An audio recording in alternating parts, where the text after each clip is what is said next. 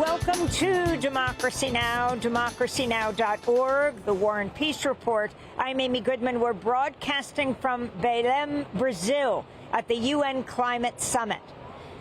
President Trump has accused 6 Democratic veterans in Congress of seditious behavior and said their actions are, quote, punishable by death, unquote. In a series of social media posts Thursday, Trump targeted the lawmakers after they released this video urging U.S. military personnel to defy illegal orders. You can refuse illegal orders. You can refuse illegal orders. You must refuse illegal orders. No one has to carry out orders that violate the law or our Constitution. In one post, Trump wrote, quote, "This is really bad and dangerous to our country. Their words cannot be allowed to stand. Seditious behavior from traitors. Lock them up," unquote. He also reposted a message that said, "Hang them, George Washington would," unquote. Democratic Senator Chris Murphy of Connecticut responded to Trump.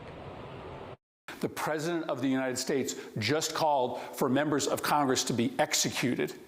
If you are a person of influence in this country, maybe it's time to pick a side. If you are a Republican in Congress, if you are a Republican governor, maybe it's time to draw a line in the sand and say that under no circumstances should the President of the United States be calling on his political opposition to be hanged. In related news, NBC News has revealed a top military lawyer at U.S. Southern Command raised concerns in August over the legality of U.S. blowing up boats in the Caribbean. A federal judge has declared the deployment of National Guard soldiers to Washington, D.C. illegal, ruling Trump lacks the authority to send troops into the district, quote, for the deterrence of crime, unquote. However, District Judge Gia Cobb postponed enforcing her decision until December 11th to give the Trump administration time to appeal.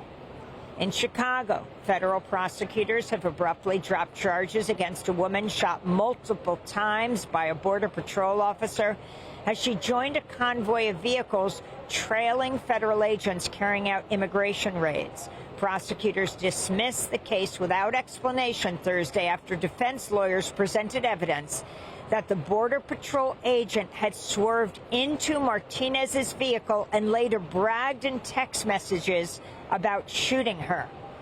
Meanwhile, officials in Charlotte, North Carolina, say the U.S. Border Patrol has ended operations in North Carolina and will be heading to New Orleans to carry out mass immigration raids in Louisiana and Mississippi as soon as next week. White House border czar Tom Homan has told Fox News more federal immigration agents will soon be heading to New York City.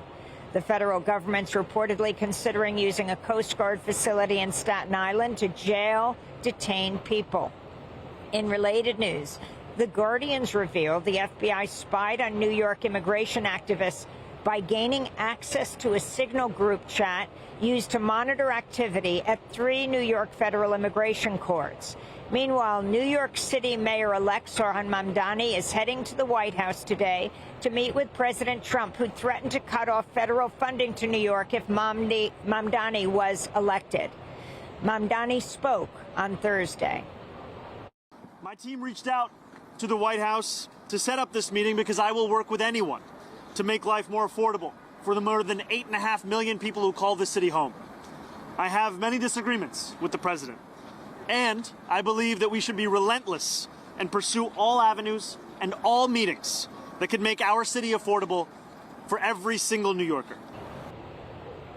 Israel's army is carrying out a fresh wave of attacks across Gaza, despite the ceasefire deal that took effect over a month ago. Israeli airstrikes, tank and artillery fire were reported in the Barej and Maghazi camps and in the southern cities of Rafah and Khan Yunis, where Israeli forces shot and killed a displaced Palestinian. Meanwhile, Israel's military has repositioned its forces beyond the so-called Yellow Line in another violation of the ceasefire agreement. UNICEF reports at least 67 children have been killed by Israeli army fire in Gaza since the ceasefire came into effect October 10th. That's an average of 2 children killed per day since the beginning of the ceasefire. Israeli settlers have carried out another wave of attacks on Palestinian communities in the occupied West Bank, setting fire to properties in several villages. The attacks damaged tourist villas under construction south of Nablus and a plant nursery in the town of Deir Sharaf. Elsewhere, a group of Israeli settlers attacked Palestinian homes in a village near Hebron, assaulting residents with batons and stones. Separately, Israeli forces shot and killed 2 Palestinian teenagers during a raid on the Kafr Aqab neighborhood of occupied East Jerusalem. Meanwhile, a new report from Human Rights Watch finds the Israeli government's forced displacement of 32,000 Palestinians in 3 West Bank refugee camps in January and February amounts to war crimes and crimes against humanity. In London, police arrested at least 47 supporters of the banned direct action group Palestine Action as they held a peaceful protest outside the Ministry of Justice on Thursday. They're the latest of more than 2,000 arrests since Britain's House of Commons voted in July to proscribe Palestine Action under the UK's anti-terrorism laws, adding it to a list that includes ISIS and al-Qaeda. Police dragged away protesters for simply carrying signs proclaiming, "I support Palestine Action." Stop genocide in Palestine. That's all right. Call on the Keir Starmer to do the right thing. We want this Labour government to do the right thing. This week, 6 members of Palestine Action went on trial on charges of aggravated burglary, criminal damage, and violent disorder after they broke into a factory that produces hardware for the Israeli weapons maker Elbit Systems and used sledgehammers to destroy equipment. Ukrainian President Volodymyr Zelensky said Thursday he's ready to negotiate with President Trump on a U.S.-backed peace plan that calls on Ukraine to cede large swaths of territory to Russia while restricting the size of Ukrainian military. The 28-point peace plan was negotiated by Trump's envoy, Steve Witkoff, and Secretary of State Marco Rubio with Kremlin envoy Kirill Dmitriev, the head of Russia's sovereign wealth fund. The back-channel negotiations did not include any Ukrainian or European officials. The Trump administration is planning to open nearly 1.3 billion acres of U.S. waters off the coasts of Alaska, California, and Florida to new oil and gas drilling. In a statement, Earth Justice blasted Thursday's announcement by Interior Secretary Doug Burgum, writing, quote, "Trump's plan would risk the health and well-being of millions of people who live along our coasts. It would also devastate countless ocean ecosystems. This administration continues to put the oil industry above people, our shared environment, and the law," unquote. Here at the UN Climate Summit in Belém, Brazil, more than 30 countries have opposed the current draft text because it does not include a roadmap for phasing out fossil fuels. The negotiations were disrupted Thursday when a large fire broke out here at the conference site. 13 people were treated for smoke inhalation. Earlier on Thursday, UN Secretary General Antonio Guterres urged delegates to reach a deal, also took questions from the press. Secretary General, what message do you want this conference to send to Donald Trump? We are waiting for you. Do you see a possibility of him engaging in this process in a positive way? Hope is the last thing that dies. After the news conference, I attempted to follow up with the UN Secretary General.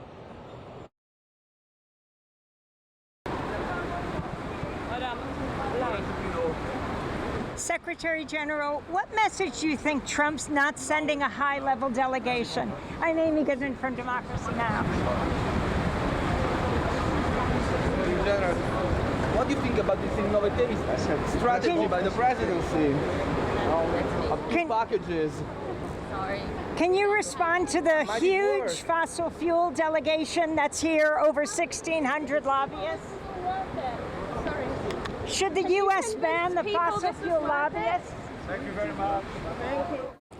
The Trump administration has altered the CDC's website to contradict the scientific conclusion that vaccines do not cause autism. The change appears to have been ordered by Health and Human Services Secretary Robert F. Kennedy Jr., a longtime anti-vaccine activist, based on the debunked claims of disgraced ex-doctor Andrew Wakefield, who in 1998 published a paper in The Lancet suggesting the MMR vaccine causes autism. The paper was later retracted over ethical violations and falsified data. At least 24 follow-up studies involving thousands of children found no link between the MMR vaccine and the onset of autism. According to the CDC's own findings, measles vaccines have saved more than 94 million lives worldwide since 1974 and played a substantial role in reducing childhood mortality. In media news, Paramount, Netflix, and Comcast have formally submitted bids to buy Warner Brothers Discovery, the parent company of the Warner Brothers movie studio, as well as HBO and CNN. The Guardian reports the White House favors Paramount's bid. The paper reports Paramount's largest shareholder, Larry Ellison, has spoken to White House officials about possibly axing some CNN hosts disliked by President Trump, including Erin Burnett and Breonna Keeler. And the funeral for former Vice President Dick Cheney was held Thursday at Washington National Cathedral. Cheney was a key architect of the 2003 U.S. invasion of Iraq, but Iraq was not even mentioned during the funeral. Former President George W. Bush delivered the eulogy. President Trump and Vice President J.D. Vance were not invited to attend. Cheney, a lifelong Republican, had endorsed Kamala Harris in the 2024 race. And those are some of the headlines. Thanks for watching Democracy Now! On YouTube. Subscribe to the channel and turn on notifications to make sure you never miss a video. And for more of our audience-supported journalism, go to democracynow.org, where you can download our news app, sign up for our newsletter, subscribe to the daily podcast, and so much more.